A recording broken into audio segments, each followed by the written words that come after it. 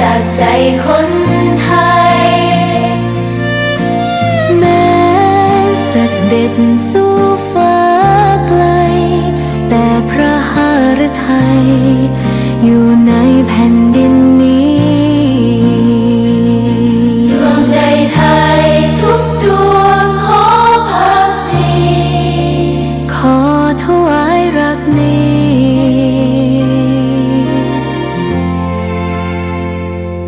นิรันดร์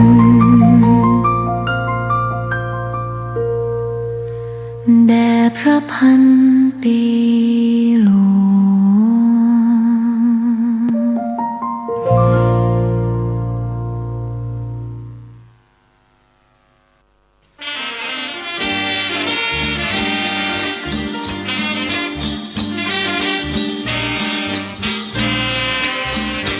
กสิก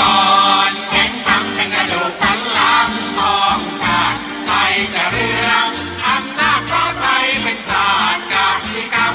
กสิกรแข็งทำเป็นกระดูกสันหลังของชาติไทยจะเรืองรายการต่อจากนี้ไปขอเชิญท่านผู้ฟังทุกท่านเข้าสู่รายการดีมีคุณค่าน่าติดตามรายการเกษตรเพื่อชีวิตดำเนินรายการโดยกลุ่มรักเกษตรประสานงานโดยนายพิชัยคงพิทักษ์คณะเกษตรมหาวิทยาลัยเชียงใหม่หมายเลขโทรศัพท์053944030ขอเชิญทุกท่านติดตามรับฟังได้ณบัดนี้มีนิสัยที่แท้เพื่อเอื้ออารีกสิกรแข็งทำเป็นกระดูกสันหลังของชาติไทยจะเรืองอำนาจเพราะไทยเป็นชาติกสิกรรมจึงประจักษ์เป็นหลักมันอาชีพสำคัญผู้ไทยที่ไรสีใครจะเก็บไทยจะแข็งแรงทวี สวัสดีครับท่านผู้ฟังพบกับรายการเกษตรเพื่อชีวิตสำหรับวันนี้เสนอเรื่องคิดบัญชี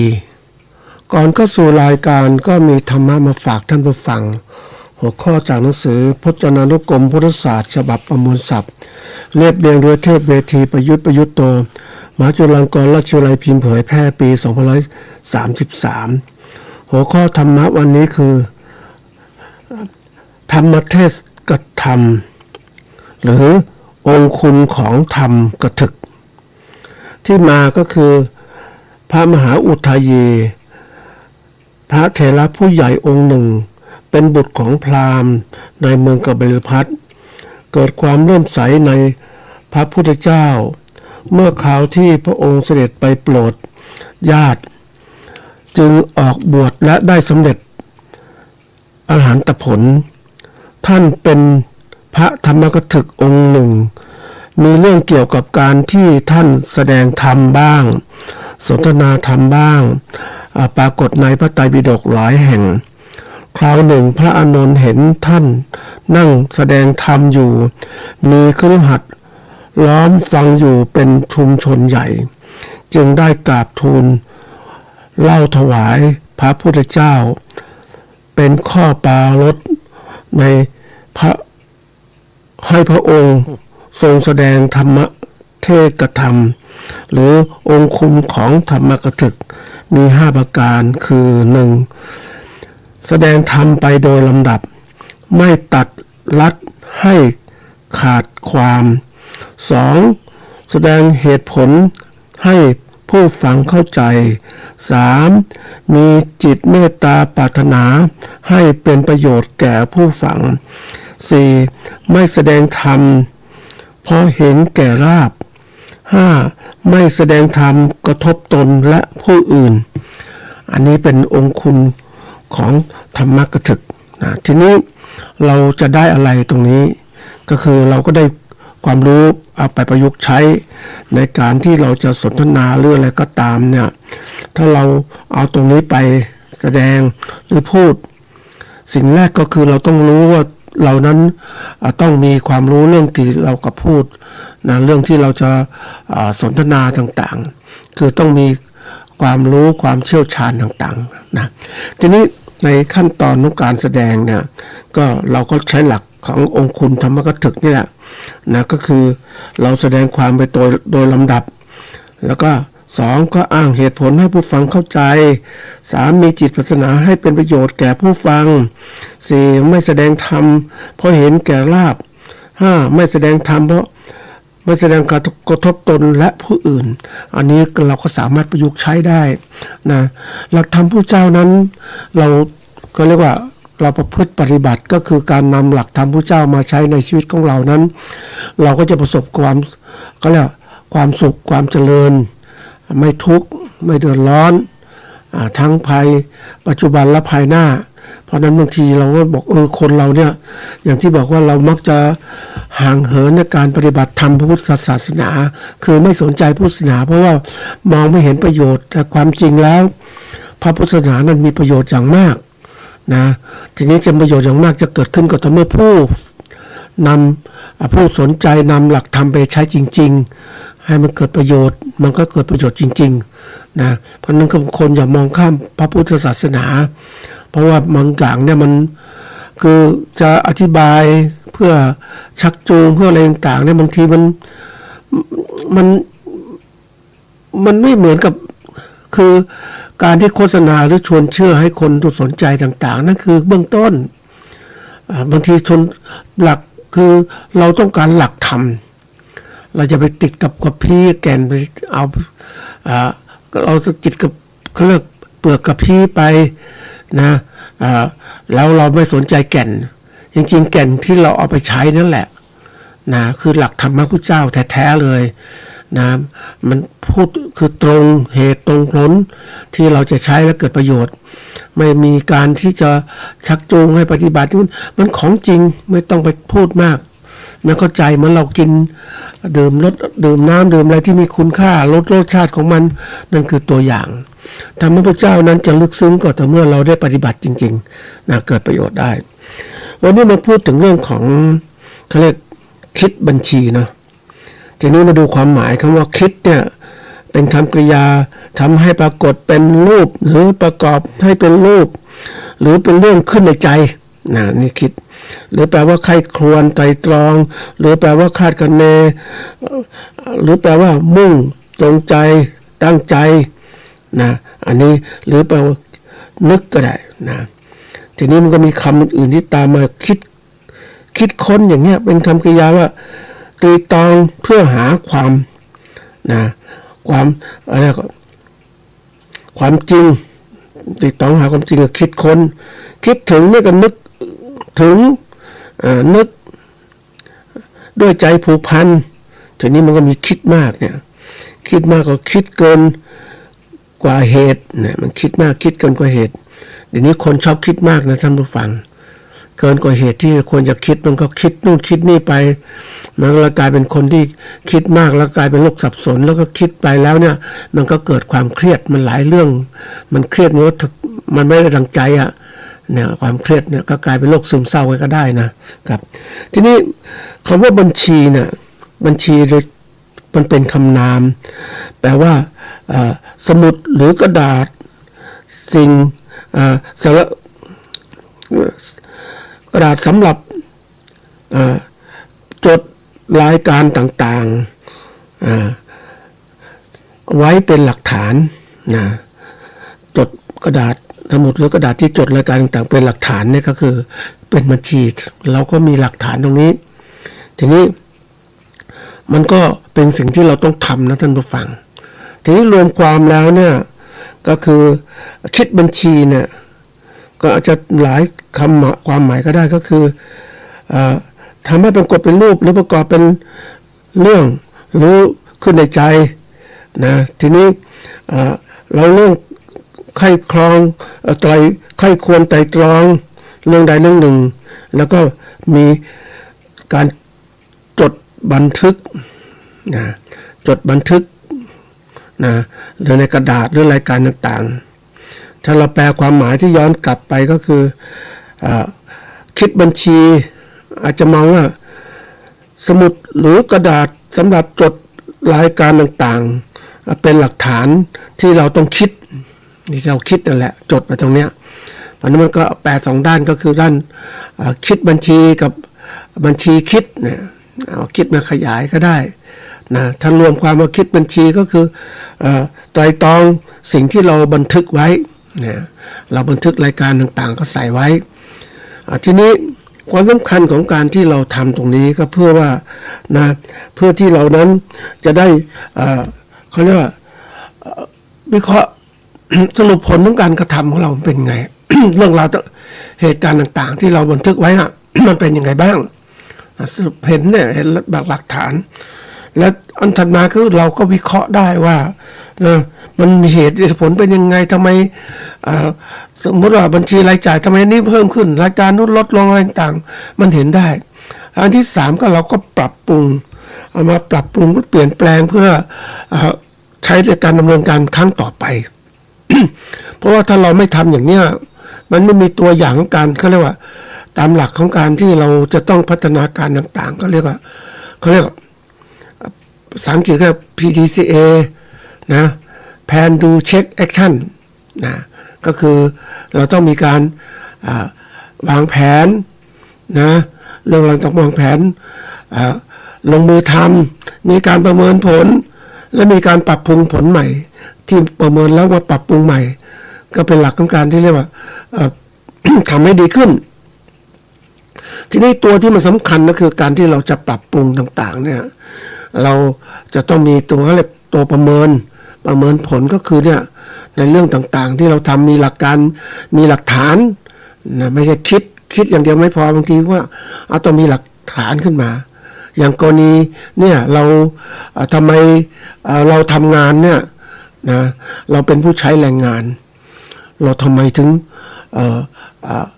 ไม่ก้าวหน้าแล้วก็เหมือนที่เดิมอ่ะคือคนกรรมกรนะผู้ใช้แรงงานเนี่ย นี่ถ้าเราไม่มีหลักฐานในการเอามาพิจารณาเนี่ยเราก็จะไม่รู้จุดอ่อนของเราหรือสิ่งที่เราจะปรับปรุงตัวของเราให้มันดีขึ้นเราก็ไม่รู้เราก็ทำไปเรื่อยๆนะเหมือนนึกถึงกรรมกรผู้ใช้แรงงานหรือเขาเรียกกุ๊กเราได้มีโอกาสคุยกับกุ๊กที่เขาทำอาชีพเป็นแบบทำอาหารฝรั่งเป็นเชฟท่านผู้ฟังเชฟในโรงแรมใหญ่นะก็ทำไปยืนทั้งวันทำนู่นทำนี่ทำงานหนักมากเดือนละ 2-3 หมื่นบาทนะทำไมมันก็คือก็เหมือนเดิมอ่ะท่านผู้ฟังก็เหมือนกับว่าทำรายได้เขาเท่านี้แล้วก็ใช้ไป ใช้ไปอะไรไปก็ไม่ได้คิดทำอะไรต่างๆกรรมกรก็ผู้ใช้แรงงานก็เหมือนกันไม่คิดอะไรอย่างไปเจอผู้ใช้แรงงานท่านผู้ฟังทำงานมาทั้งวันเหนื่อยมันก็เพลียบ้างอะไรบ้างก็มาขอดื่มพวกเบียร์สักกระป๋องหนึ่งหรือขวดหนึ่งเพื่อคลายเครียดคลายปวดเมื่อยต่างๆนะคือเขาก็เหมือนกับว่าคนใช้แรงงานท่านผู้ฟังถ้าเราไม่รู้จักหยุดยั้งในการใช้จ่ายนะมันได้มาก็ใช้ไปได้มาก็พยายามมันก็ไม่เหลือใช่ไหม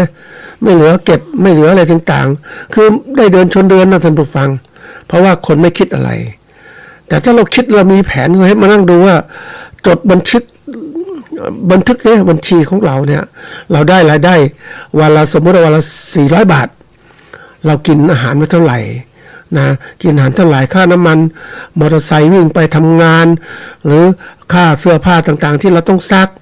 นะค่าอะไรอาหารการกินแล้วเรามาจ่ายในสิ่งเหล่านี้อย่างว่าเบียร์อย่างเนี้ยกระป๋องเท่าไหร่ลูกขวดเท่าไหร่แล้วอาหารการกินที่เราต้องกินที่บ้านอีกโอ้มันต้องคิดปุ๊บมันรวบรวมแล้วอ่ะหากลบตบหนี้ค่ารายรับรายจ่ายเราแล้วเนี่ยเราจะรู้ว่าเราเหลือเงินเท่าไหร่มันพอใช้ไหมอุบัติเหตุข้างหน้าเกิดขึ้นเราต้องมีการเตรียมการต่างๆบางคนไม่เคยคิดเตรียมอ่ะวันหนึ่งเคยถามว่าเฮ้ยคุณทำงานทั้งหมดเนี่ยเหมือนเชฟนี่แหละคุณมีเงินเก็บเท่าไหร่เนี่ยก็ไม่มีนะก็พอกินไปเงี้ยแล้วถามว่าถ้าคุณเกษียณไปแล้วเจ้าของโรงแรมให้คุณออกจากโรงงานเนี่ยโรงแรมแล้วเนี่ยคุณจะมีเงินกินเท่าไหร่นี่คือสิ่งสำคัญเกษตรกรก็เหมือนกันถามว่าคุณทำงานตรงนี้ทำงานตลอดชีวิตนะคุณทำงานต้องมีวันหยุดพัก 60-70คุณต้องหยุดพักแล้วคุณมีเงินเหลือเท่าไหร่เอามานั่งคิดนะเดี๋ยวนี้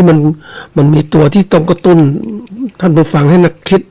เพราะเราใช้ชีวิตไปเรื่อยๆเฉยๆไม่มีเป้าหมายชีวิตไม่มีเขาเรียกว่าไม่มีกรอบแนวคิดไม่มีแผนที่ชีวิตมันใช้ไปเรื่อยๆมันก็เลยกลายเป็นว่าอยู่ไปวันๆนึงอะไรไปวันที่ไปเห็นวันก่อนเมื่อวานก็มีโอกาสมาท่านผู้ฟังไปที่ผ่านสถานที่หนึ่งเขาเรียกว่าสถานบ้านอบอุ่นใจนะเป็นบ้านอบอุ่นใจนะเป็นบ้านของผู้ที่บ้านพักคนชรานั่นแหละท่านผู้ฟังแต่ยุคใหม่เนี่ยก็เรียกสถานบริบาลต่างๆคือปัจจุบันประเทศไทยเป็นมีผู้สูงวัยเยอะแยะแล้วลูกหลานก็ไม่มีเวลาดูแลห่างไกลไปทำงานกรุงเทพต่างจังหวัดนู่นนี่แล้วจะทิ้งพ่อแม่อยู่ยังไงจะจ้างพี่เลี้ยงมาอยู่ก็มันก็ไม่ค่อยเก่งนะแต่ถ้าไปอยู่ฐานบริบาลอย่างเงี้ยไปอยู่ทหารบริบาลนี่ก็เหมือนกับลองจากโรงพยาบาลดูแลทหารการกินที่พักที่ผ่อนโอ้เดือนละหลายหมื่นนะท่านผู้ฟังนะมันก็พูดลูกก็พูดพ่ออยู่ตรงนี้ดีกว่าเนี่ยมันดีงูดีงี้มันโอ้ค่าใช้จ่ายมันสูงท่านผู้ฟังนี่มันนั่งนึกเนี่ยถ้าเราไม่มีเงินจะอยู่ฐานบริบาลได้ไหมไม่ได้เดี๋ยวนี้ผู้สูงวัยหลายท่านอดยิงเกษตรกรเนี่ยถ้าไม่มีลูกหลานดูแลนะลำบากนะท่านผู้ฟังเพราะว่ามีเงินได้เงินก็ส่งให้ลูกเรียนไปแล้วลูกมันจบแล้วมาทำงานแล้วมีครอบครัวแล้วมันจะดูแลเราไหมนี่ก็สิ่งสำคัญวันนี้ผู้สูงวัยเรามากประเทศไทยเนี่ยก็ได้เป็นสังคมผู้สูงวัยแล้วทีนี้เราไม่คิดอะไรต่างๆเราไม่คิดก็ไม่เห็นนะแต่เราต้องหัดคิดคิดดิบัญชีของเราเป็นยังไงบ้างมีเงินเหลือเท่าไหร่จะทำยังไงไม่ใช่ปล่อยไปเรื่อยคนเราถ้าไม่เลือกคิดมันก็ปล่อยชีวิตไปผ่านไปเหมือนเรือไม่มีเป้าหมายชีวิตของเรานี่แหละหลายคนที่ใช้ชีวิตแบบนี้มันน่ากลัวนะท่านผู้ฟังมันจะชีวิตบ้านปลายจะเป็นยังไงลำบากขัดติดเตียงอย่างเงี้ยถ้าไม่มีอะไรเงินไม่มีกินเนี่ยทำยังไงมันต้องหัดคิดว่าการคิดบัญชีเนี่ยเป็นเรื่องสำคัญนะท่านผู้ฟังนี่คุณต้องนำมาสู่เรื่องนี้เพราะว่าเหมือนเกษตรกรทำงานทำการต่างๆทั้งหมดทำเกษตรเดี๋ยวนี้ขายแล้วสินค้าเกษตรขายลำบากมากเลยขายไปก็ไม่ได้กำไรเท่าไหร่เหมือนไปเจอคนปลูกส้มท่านผู้ฟังปลูกส้มก็ไม่มีเงินนะท่านผู้ฟังสถานที่ปลูกส้มก็เชิงเขาอย่างเนี้ยตามไหล่เขาน้ำท่าก็ไม่ค่อยมียาฆ่าแมลงก็ไม่มียาฆ่าเชื้อโรคพืชต่างๆก็ไม่ค่อยมีปุ๋ยก็ไม่มีใส่แล้วส้มมันก็เลยกลายเป็นผิวขรุขระมันไม่สวยไม่อร่อยต่างๆก็เอามาขายถามว่าได้กำไรไม่รู้จะได้กำไรยังไงก็กินไปวันๆคนเราพวกเกษตรกรหรือแรงงานผู้ใช้แรงงานส่วนใหญ่มันจะลืมตั้งเงินเดือนให้กับตัวเองนะท่านผู้ฟังแล้วตัวเองมีค่าเท่าไหร่วันนึงเท่าไหร่เมื่อวานนี้มีโอกาสคุยกับคนที่เขาพูดถึงชีวิตนะชีวิตของเขาเนี่ยถ้าพูดถึงแล้วเป็นพวกของผู้ดูแลผู้โดยสารนั่งเครื่องบินเดือนหลายหมื่นนะท่านผู้ฟังมากทีเดียวเขาพูดถึงกัปตันเดือนละ30,000 กว่าบาท300,000 กว่าบาทนะท่านผู้ฟังมันนั่งนึกโอ้โหมันแพงมันได้เงินขนาดนี้ใช่ไหมมันทำงานเสี่ยงอะไรต่างๆก็ตั้งเงินเดือนมาสูงขนาดยิ่งเงินมีขนาดต้องสูงอีก ที่เราเองถ้าเราเป็นไม่เคยตั้งเงินเดือนให้กับตัวเองทำชีวิตไปเรื่อยๆอยู่ไปวันๆนึงมันก็เลยกลายว่าชีวิตไม่มีคุณค่าใช้ชีวิตไม่ดีแต่ถ้าเราทำชีวิตให้มีคุณค่าเราตั้งเงินเดือนมันสิให้เงินเดือนตัวเองเท่าไหร่ยังไงค่าแรงงานเท่าไหร่เราจะเติมไปในบัญชีของเราว่าเฮ้ยเนี่ยเราทำงานปลูกข้าวเนี่ยค่าแรงงานเราทำงานกี่วันจะได้ข้าวกี่เกวียนแล้วได้รบตบนี่แล้วเป็นกำไรหรือขาดทุนต้องคิดตรงนี้เกษตรกรหรือผู้ใช้แรงงานส่วนใหญ่ไม่คิดก็บอกทุนทั้งหมดในการทำงานก็คือค่าปุ๋ยค่ายาค่าพื้นที่ต่างๆลืมเอาค่าแรงงานของเราใส่ไปด้วยท่านผู้ฟังกลายเป็นว่าที่สุดแล้วเนี่ยบางคนบอกว่าขายข้าวได้กำไรนู้นอย่างนั้นนี้กำไรจะถามว่าถ้าเอาค่าแรงไปแรงงานไปใส่ปุ๊บโอ้โหมันเหมือนขาดทุนนะท่านผู้ชมคนใช้ชีวิตขาดทุนไปวันๆมันน่าคิดนะชีวิตมีแต่การขาดทุนที่สุดมันหมดทุนแล้วทำยังไงชีวิตมันก็ไร้ค่าใช่ไหมเรามานั่งคิดใหม่วันนี้หลายคนต้องหัดทำบัญชีตัวชี้บอกต่างๆมากมายนะมันสำเร็จแล้วมันก็ดูทั้งบัญชีนี่แหละ คนเราถ้าไม่มีตัวมาประเมินผลมันก็ไม่รู้อ่ะมันก็หลงตัวเองว่าฉันนู่นนี่ฉันมีกำไรนึกถึงชีวิตของฆราวาสผู้ครองเรือนนะมันเป็นอะไรที่ลำบากมากเนาะมันต้องรักษาครอบครัวผู้ครองเรือนแล้วมีความสุขอย่างไรเราต้องมีเงินให้ลูกให้หลานให้ภรรยาให้สามีให้ปู่ย่าตายายที่อยู่กับเราเนี่ยดูแลต่างๆมันเรื่องใหญ่นะท่านผู้ฟังมันไม่ธรรมดาเลยนะนี่คือเขาเรียกว่าเราต้องมีการประเมินทำนองในการเมื่อวานก็มีโอกาสไปวัดนะท่านผู้ฟังไปวัดก็ไปเจอพระผู้ปฏิบัตินะท่านผู้ฟังเป็นพระที่ถ้าพูดถึงผู้เขาเรียกผู้บวชผู้อะไรต่างๆก็แน่นอนถ้าผู้บวชธรรมดาก็เป็นพระธรรมดาพระภิกษุต่างๆแต่ถ้าพระสงฆ์เนี่ยอันนี้ไปดูเป็นพระสงฆ์นะท่านผู้ฟังพระสงฆ์ได้ดูการปฏิบัติของท่านเนี่ยดูแล้วเหมือนกับว่าเป็นยายะปฏิปันโนเลยปฏิบัติธรรมออกจากทุกข์แล้วปฏิบัติเต็มที่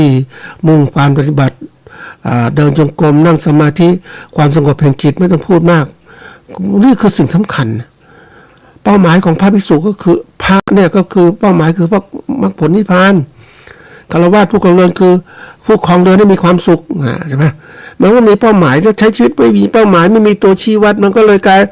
ชีวิตก็เลยเฉยมันเรือลอยไปไม่มีเชือกเรือลอยตามน้ำมันไม่มีเชือกมันก็ลอยตามน้ำไปแต่ถ้าเรือไม่มีเชือกแต่เรือมีเครื่องจักรในตัวมันเองมันก็จะขับด้วยเครื่องจักรขับเคลื่อนเรือไปยังต้นน้ำไม่ให้ลอยไปตามน้ำให้ทวนน้ำไปหาสิ่งที่อยู่ต้นน้ำนั้นมันมีคุณค่ามากกว่าอย่างเนี้ยชีวิตของคนเราก็เหมือนกันนะท่านผู้ฟังนึกถึงตรงนี้แล้วเราหลายคนใช้ชีวิตไปเรื่อยเฉยๆไปเนี่ยมันจำนวนมากนะแล้วก็ไม่มีการคิดบัญชีเลยปล่อยไปเรื่อยๆตัวบัญชีเป็นตัวชี้นำเป็นตัวประเมินผลการปฏิบัติงานของเรามีคุณค่าเรามีความสามารถเพียงใดถ้าบัญชีของเรามีผลได้มากกว่าผลเสียนะมันก็ชีวิตนี่กำไรอ่ะแต่เมื่อไรก็ตามชีวิตของเราเนี่ยมันมีจะขาดทุนลงทุนไปแล้วได้ทุนคืนยังไม่ได้เลยท่านผู้ฟังนั่นคือขาดทุนเราเอาทุนเป็นตัวตั้งชีวิตของคนเราเนี่ยมันก็จะมีตัวคนเรามองไม่ออกนะตัวสำคัญที่สุดก็คือตัวตนของเราเนี่ยเป็นทุนตัวหนึ่งละนะที่เราต้องใช้ตัวตนของเราสร้างคุณค่าให้เกิดขึ้นอันที่สองคือเวลานะเวลามันมองคนส่วนใหญ่ไม่ให้ความสำคัญกับเวลานะท่านผู้ฟังเวลาคือต้นทุนของชีวิตเหมือนกันนะชีวิตมันต้องมีเวลามันถ้าชีวิตก็มีคุณค่ามันจะมีคุณค่าเกิดขึ้นกับตัวตนของเรามีคุณค่าและใช้เวลานั้นให้เกิดประโยชน์สูงสุดเรียกว่าได้คุณค่าได้กำไรชีวิตแต่ถ้าเราไม่สนใจเวลาผ่านไปยังหนุ่มยังแน่นก็ไม่สนใจที่จะทำอะไรต่างๆเหล่านี้แล้วเมื่อถึงแก่ชราจะทำไงเวลามันหมดไปนะเรามาทำอะไรอยู่เวลาหมดไปใกล้ถึงความตายทำไงจะร้องก็เรียกร้องหาธรรมะต่างๆหรือเข้าถึงกันบ้างมันไม่ได้ท่านผู้ฟังมันนึกถึงพ่อแม่ครูบาอาจารย์ได้พูดถึงท่านหลวงปู่เสาท่านก็สอนทีนี้คนเข้าวัดปฏิบัติส่วนใหญ่สมัยก่อนนะก็คือผู้ที่สูงวัยที่แก่ชราแล้วไม่รู้จะไปไหนก็มาวัดก็ยังดีนะสอนธรรมะให้กับแต่หนุ่มๆนั่นไม่สนใจเด็กก็ไม่เข้าวัดเดี๋ยวนี้เด็กไม่เข้าวัดไม่อะไรปฏิบัติเนี่ยมันมีมากนะท่านผู้ฟังแล้วจะเอาอะไรเป็นที่พึ่งแห่งชีวิตก็จะไร้ค่านะครับอันนี้เกิดมายาเพราะว่ามัน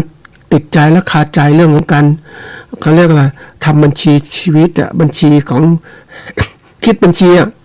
ไอ้คำว่าคิดบัญชีเนี่ยมันก็ลามมันนะถึงเวลาแล้วที่ฉันต้องคิดบัญชีกับคุณนะคุณเอาทำอะไรไปบ้างกับฉันบ้างทำความรักความแค้นให้เกิดขึ้นกับฉันนะคิดยังไงฉันต้องตอบสนองกับคุณ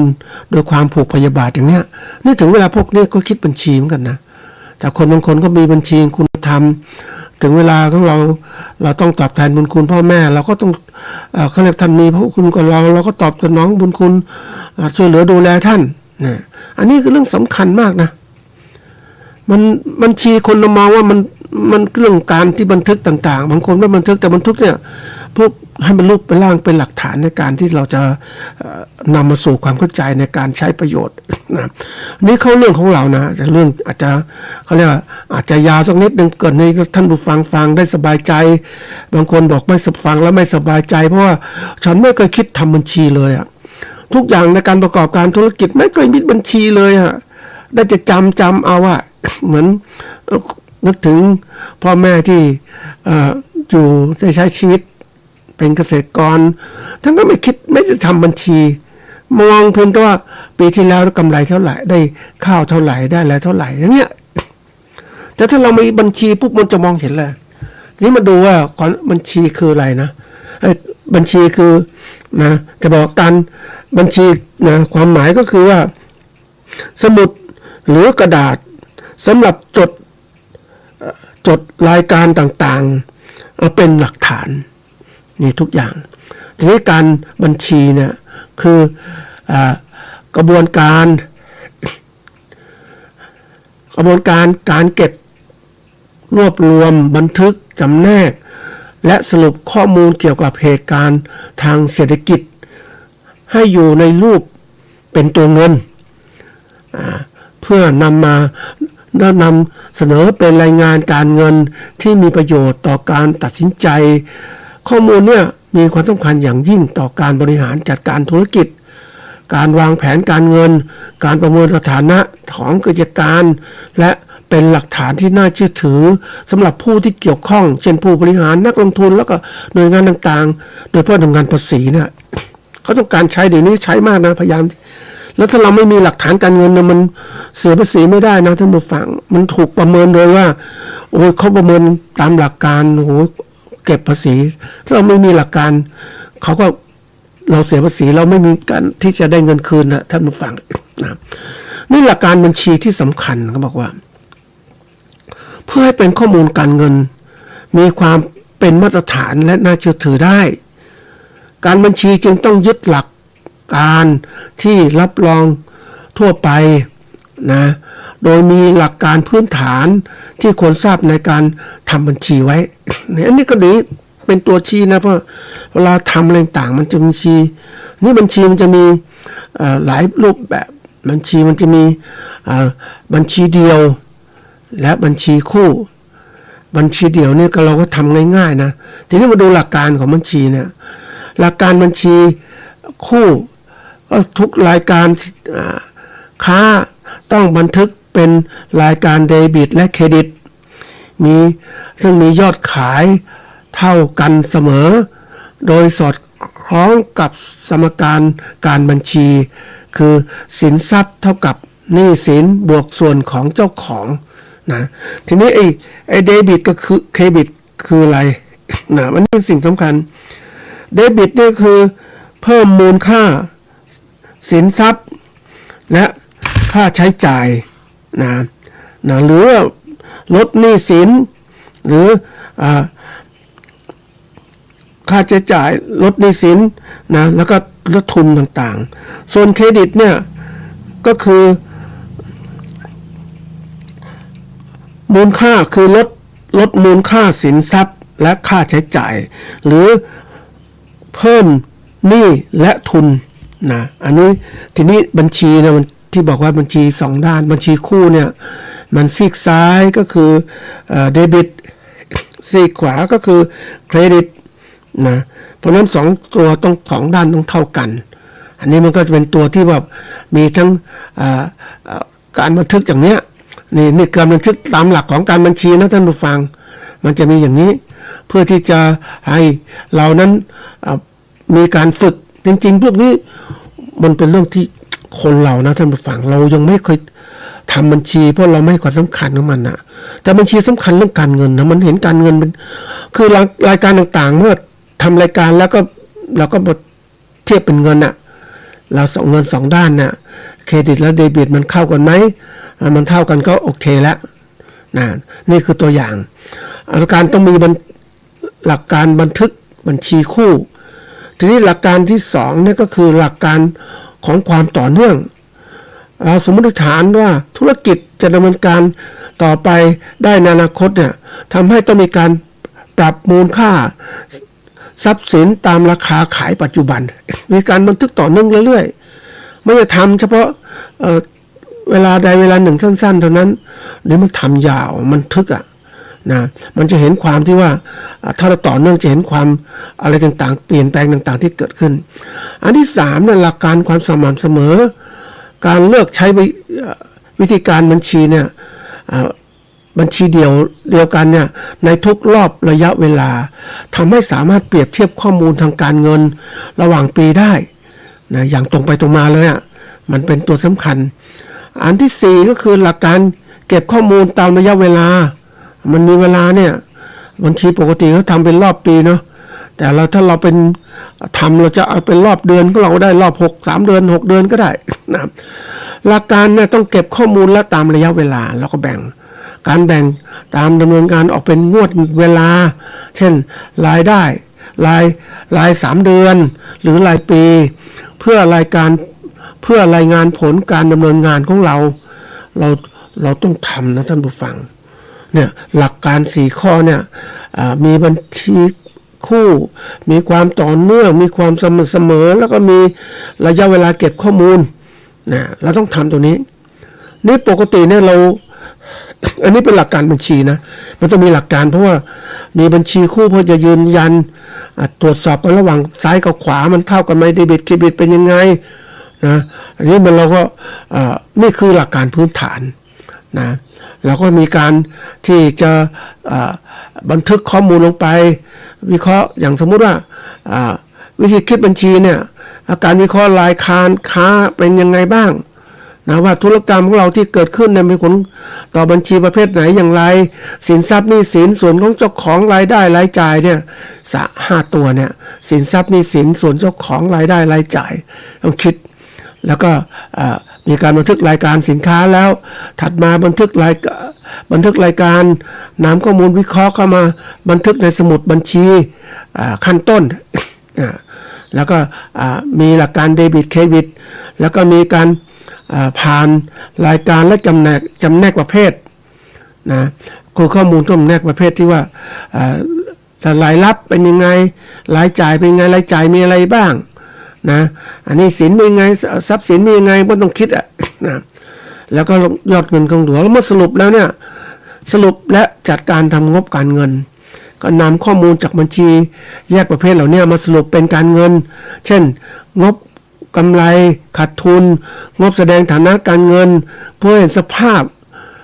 ภาพทางการเงินของธุรกิจของเรานะอันนี้มันเป็นเรื่องสำคัญมากนะอย่างกรณีของการนำหลักการบัญชีไปในธุรกิจขนาดเล็กขนาดกลางซึ่งเป็นหัวใจสำคัญที่จะช่วยประกอบให้ผู้ประกอบการสามารถคุมการเงินและตัดสินใจทางธุรกิจได้อย่างแม่นยำแม้ธุรกิจก็เป็นขนาดเล็กอาจไม่มีแผนบัญชีเฉพาะแต่การสร้างระบบบัญชีมันเหมาะสมที่จะช่วยลดความเสี่ยงและเพิ่มโอกาสในการเติบโตทางธุรกิจอย่างยั่งยืนอันนี้เรื่องสำคัญนี่มันก็เรื่องที่ว่าบางทีคนบอกโอ้ทำไมทำบัญชีมันยุ่งยากอย่างนี้มีเดบิตเครดิตทีนี้วิธีการเราทำแบบง่ายๆนะมีบัญชีเดียวนี่แหละกับบัญชีรับจ่ายของเรานี่แหละนะเรารับเงินเท่าไหร่สมมุติว่าเราบันทึกสมมุตินะเราเป็นเกษตรกรทำนาเนี่ยเรามีนา10 ไร่นะ10 ไร่เนี่ยแต่ละไร่เนี่ยจ่ายไปค่าอะไรค่าไถดะค่าพรวนหรือไถแปลนะค่าคลาดทำพื้นที่เหมาะสมแล้วก็ค่าน้ำเครื่องสูบน้ำใส่นาค่าดูแลแล้วเสร็จแล้วค่าปลูกค่าแรงในการปลูกข้าวอาจจะเป็นนาหวานอาจจะเป็นนาดำก็ใส่ลงไปค่าใช้จ่ายยังไงบ้างแล้วก็มาถึงค่าที่ว่าค่าในการ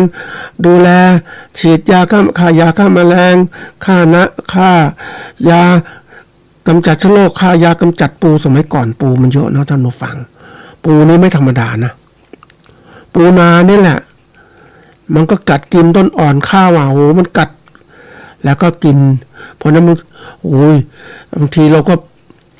ต้องใช้คือตามหลักการควบคุมนะก็คือไม่มียาฆ่าแมลงแล้วก็ไม่มียาฆ่าปูเนี่ยก็ใช้เขาเรียกจับปูนี่แหละเอามาต้มกินเลยนะครับเยอะแยะไปหมดดักอะไรต่างๆก็ได้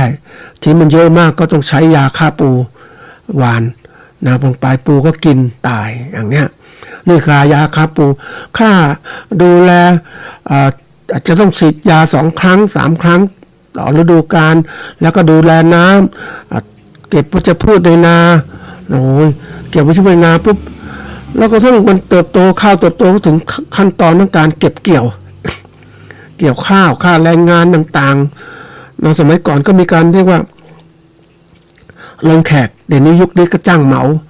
ก็มีเดี๋ยวนี้ยุคเป็นเครื่องจักรในการเก็บเกี่ยวก็ใส่ลงไป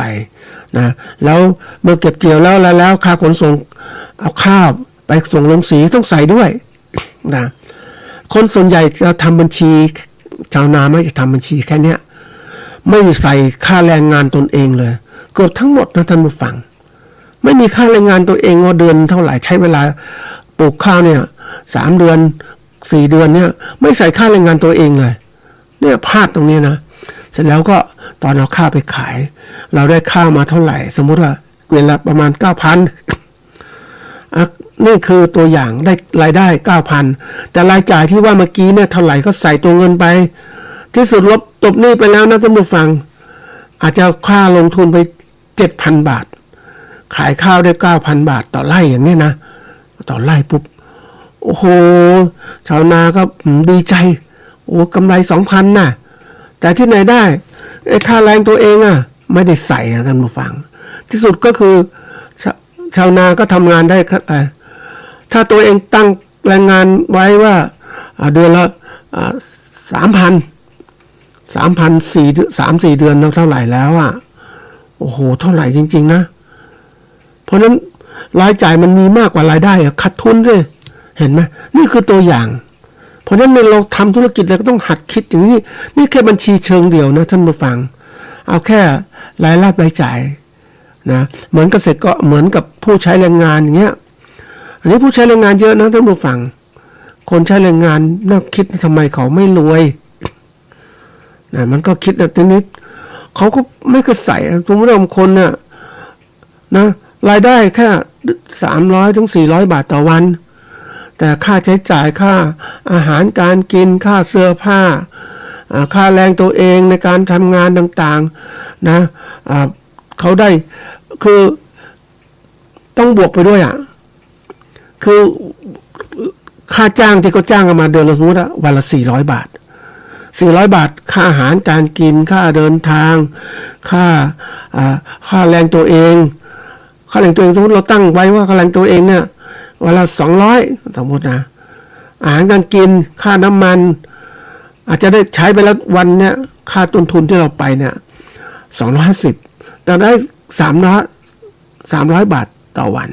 เพราะนั้นเราก็มีกำไรแค่50 บาทต่อวันนะเพราะนั้น50 บาทต่อวันเดือนนึงเท่าไหร่ใช่ไหมนะ50 คูณ 30นะ50 คูณ 30ก็ 1,500 บาทนะเนี่ย 1,500 บาทกำไรที่เราได้ถามว่ากี่ปีจะรวยเขามีคำพูดคำหนึ่งนะนักธุรกิจเขาบอกว่าพวกที่ใช้แรงงานพวกที่ทำอาชีพเกษตรนะที่ยังไม่มีเป็นนักธุรกิจเนี่ยนะไม่มีการร่ำรวยหรอกคนที่ร่ำรวยคือนักธุรกิจเขาพูดอย่างนี้นะท่านผู้ฟังเพราะอะไรรู้ไหมนักธุรกิจจะคิดทุกอย่างหมดเบ็ดเสร็จต้นทุนต่างๆเราจะมีรายได้เท่าไหร่กำไรเท่าไหร่คือคิดกำไรท่านผู้ฟังคนที่มีความมุ่งมั่นในการทำเนี่ยทำอะไรเป็นกำไรหมดแล้วจะไม่ใช้เวลาไปสุรุ่ยสุร่ายเพราะว่ามันเนื่องจากว่าทำงานเนี่ยอยากจะรวยใช่ไหมอยากจะรวยก็ทำสิจริงจังไม่ใช่ทำเล่นๆเหมือนเดี๋ยวนี้มาเห็นตลาดเมื่อวันก่อนไปเจอตลาดโหเดี๋ยวนี้เขาคือตลาดคนอยากขายเยอะมากท่านผู้ฟัง ไม่ตลาดอันนี้ตลาดนัดนะปกติตลาดนัดของภาคเหนือเรามีหลายที่นะตลาดนัดปกติที่นัดประจำก็ส่วนใหญ่จะเป็นตอนเช้าทุกวันตลาดในชุมชนเนี่ยเช้ามืดเลยขายเปิดแล้ว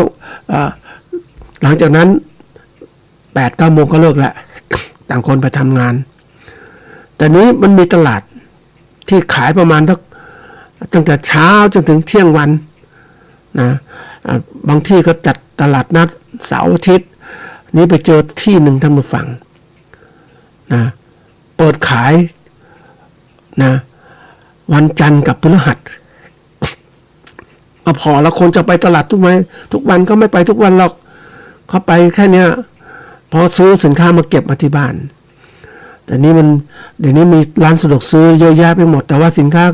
เกษตรที่อยากได้ดีๆราคาถูกก็ต้องไปที่ตลาดนัดปรากฏไปเห็นคนเยอะมากเลยคนขายเยอะมากนะก็คนซื้อก็มีแค่ระดับหนึ่งเท่านั้นแหละท่านผู้ฟังยิ่งยุคปัจจุบันก็เลยถามว่าเป็นยังไงบ้างโอ้ยเดี๋ยวนี้ขายของยากมากเลยคนไม่มีเงินท่านผู้ฟังเพราะนั้นบางทีเราจะคาดหวังว่าทำธุรกิจทำการเกษตรอย่างนี้ผลิตไปขายแต่เราถามลืมว่าตลาดมันเป็นยังไงเดี๋ยวนี้ตลาดมันไม่เหมือนเดิมคนไม่มีรายได้ท่านผู้ฟังเมื่อคนไม่มีรายได้หรือหาเงินยากเขาจะเอาเงินมาจ่ายไหมเขาต้องเขาเรียกประหยัดมากเลยยิ่งไปเจอคนที่เขานักรายงานข่าวพูดว่าเดี๋ยวนี้คนจะตกงานเยอะนะมีแนวโน้มที่คนตกงานไม่มีงานทำพวกปริญญาตรีก็ยังตกงานแต่ธุรกิจมันไม่ขยายตัวเพราะว่าอะไรมันแพงการธุรกิจโรงงานก็น้อยลงคู่แข่งก็เยอะมากยิ่งไปเจอนะท่านผู้ฟังอันนี้เป็นสิ่งที่น่าคิดสำหรับผู้ที่เป็นอาชีพเกษตรกรหรือผู้ค้าขายก็ตามไปเจอแรงงานต่างถิ่นนะไม่รู้จะพูดไงต่างถิ่นนะว่าเนี่ยคือเขาเป็นคนจีนนะท่านผู้ฟังอาจจะมาท่องเที่ยวมีญาติประเทศไทยอยู่เมืองไทยแล้วเยอะนะท่านผู้ฟังชายแดนแล้วเนี่ยก็คนจีนมาเดี๋ยวนี้คนจีนเขาก็รู้ว่าประเทศเขาเนี่ยถูกกีดกันการค้าอเมริกาขึ้นภาษีเขาก็ขายสินค้าไม่ได้เขาไม่รู้ทำไงสินค้าก็บางอย่างก็ต้องผลิตเอามาขายประเทศไทยทุ่มตลาดประเทศไทยสินค้าเกษตรก็มีนี่มันจะทำไงที่มั่นคงท่านผู้ฟังเขาไม่มั่นคงวิธีการจะทำมั่นคงเขาก็ล้มมาอะไรก็มาผลิตหรือมาขายในประเทศไทยโดยตรงเขาก็อพยพมาทำการขายสินค้าก็เลยนึกทำไมเมืองเหนือเรามีคนจีนเข้ามาค้าขายก็คนจีนประเทศไทยก็มีอยู่แล้วตอนนี้เป็นคนอะไรต่างๆนะก็จีนไทยมันก็เหมือนพี่น้องกันมันใกล้กันนะอยู่นานอย่างเงี้ยคุณหมิงอย่างเงี้ยบางทีเขาก็เดือดร้อนเข้ามาอพยพมาอยู่สิอยู่สภาพที่ว่าประเทศไทยเป็นอย่างนี้เขาก็เลยมีโอกาสทำธุรกิจเลยค้าขายแข่งกับคนไทยโหมันไปยังไงนี่คือตัวอย่างเพราะฉะนั้นลองเห็นว่าทุกอย่างมันไม่เหมือนเดิมท่านผู้ฟังวันนี้การที่เราต้องหัดคิดหัดทำบัญชีนะเพื่อจะได้ปรับกลยุทธ์ในการค้าขายของเราให้มันดีขึ้นแล้วเข้าใจธุรกิจมากขึ้นนะไม่ว่าธุรกิจขนาดเล็กเลยตามต้องหัดคิดแล้วเพราะอะไรการค้าการขายเนี่ยคำว่าบัญชีมันทำให้รู้จุดบัญชีทั้งมันมีบัญชีการต้นทุนคือฝ่ายผลิตบัญชีการจำหน่ายมันต้องคิดละเอียดนะต้นทุนจำหน่ายสินค้าเกษตรของเราไปยังต้องมีค่าเขาเรียกค่าขนส่งค่าพนักงานขายต่างๆมันเยอะนะแต่คนที่บอกว่าถ้าไม่รู้จักคิดเนี่ยไม่รู้จักบัญชีมันก็มองไม่เห็นเลยไม่เห็นต้นทุนไม่เห็นอะไรต่างก็เลยกลายว่าคิดบัญชีผิดเนี่ยบัญชีผิดมันก็ทำให้เราหลงระเริงไปนะท่านผู้ฟังเฮ้ยเรามีกำไรแล้วอย่างทำนาเมื่อกี้เนี่ยขายได้ 9,000 ต้นทุนแค่ 7,000 เองมีกำไร 2,000 แต่ที่ไหนได้ลืมค่าแรงตัวเองใส่ลงไปหลายอย่างนะท่านผู้ฟังแล้วลืมใส่ค่าแรงตัวเองเพราะว่าคิดว่าค่าแรงตัวเองเขาจ้างมาสมมติเขาจ้างเนี่ยพนักงานทำความสะอาดเนี่ยเดี๋ยวนี้เยอะมากนะท่านผู้ฟังพนักงานทำความสะอาดได้วันละ400 บาทเขาไม่จ้างเป็นเดือนนะ เขาฉลาดมากเจ้าของธุรกิจวันไหนที่คุณทำงานคุณได้วันละ400 บาทคนใช้แรงผลธรรมอาจก็บอกโอ้ฉันมีค่าแรงของฉันวันละอะไรฉันมีรายได้วันละ400 บาทฉันทำงานครั้งแรกรายได้400 บาทก็คือ400 บาทนั่นคือเขาเรียกอะไรรายได้ที่เขาได้มาใช่รายได้ที่เขาได้มาแต่เขาไม่ได้คิดต้นทุนนะท่านผู้ฟังหัดคิดต้นทุนจะรู้แล้วว่าโอ้โหนี่นะกว่าจะได้400 บาทขึ้นมาเนี่ยเราต้องกินข้าวเช้ากลางวันเย็นกี่บาทละแล้วท่านนั้นไม่พอก็คือว่าค่าเสื้อผ้าที่ต้องใส่ลงไปค่าเดินทางของเราที่ใส่ลงไปค่าแรงงานที่เราจะทำลงไปนะมันทำงานหนักบางอย่างเราทำงานหนักนะต้องคิดตรงนี้ด้วยให้เลยเพราะนั้นมาคิดละเอียดทางบัญชีปุ๊บจะเห็นว่ามันได้กำไรจริงไหมมันจะรู้ว่ามันจะเป็นยังไงปรับปรุงบางอย่างแรงงานเหนื่อยนะท่านผู้ฟัง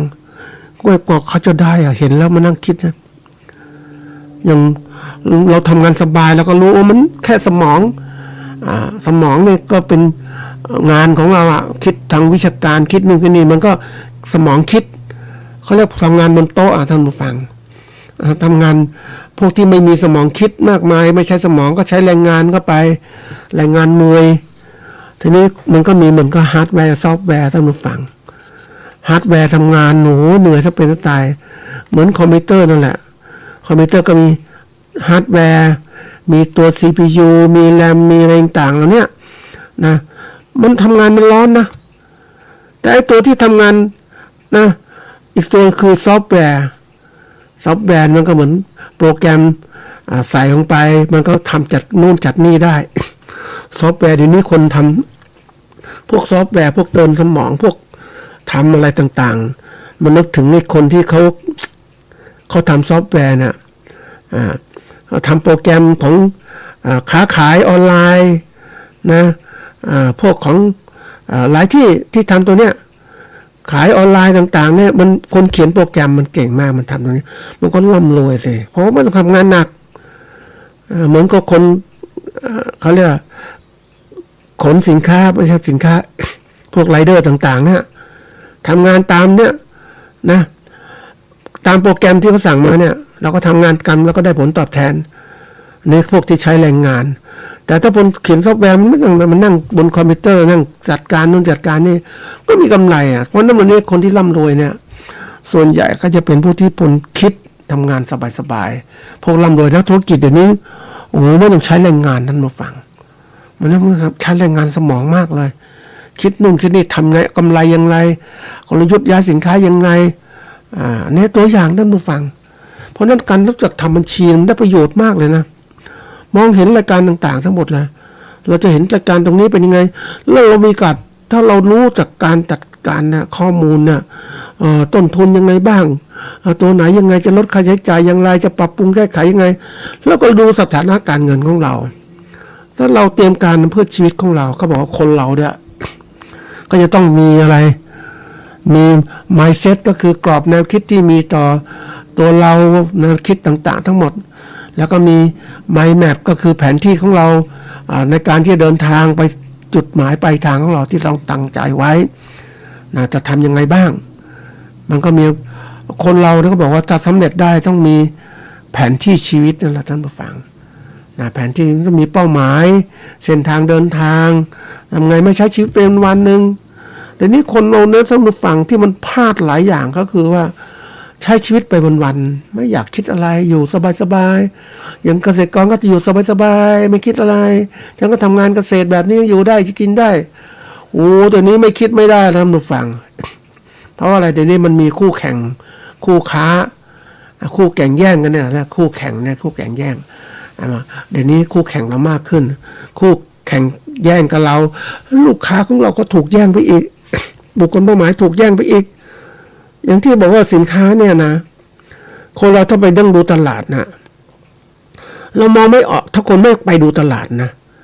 อย่างสินค้าจีนเข้ามาเนี่ยโอ้โหมันแย่งตลาดแล้วมากสินค้าเกษตรจีนนะพวกจีน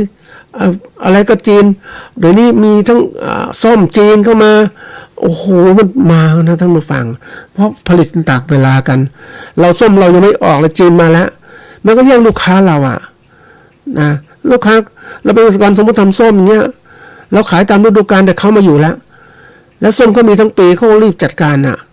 และคนเก่งๆมันก็เอาสินค้าส้มจากที่อื่นๆมาเราจะมีส้มกินทั้งปีอ่ะสมัยก่อนเนี่ยขนส่งไม่สะดวกเนี่ยแล้วมีกินส้มในเมืองไทยเดี๋ยวนี้มันส่งมาหมดฝรั่งก็มาจากจีน เอาอีกแล้ว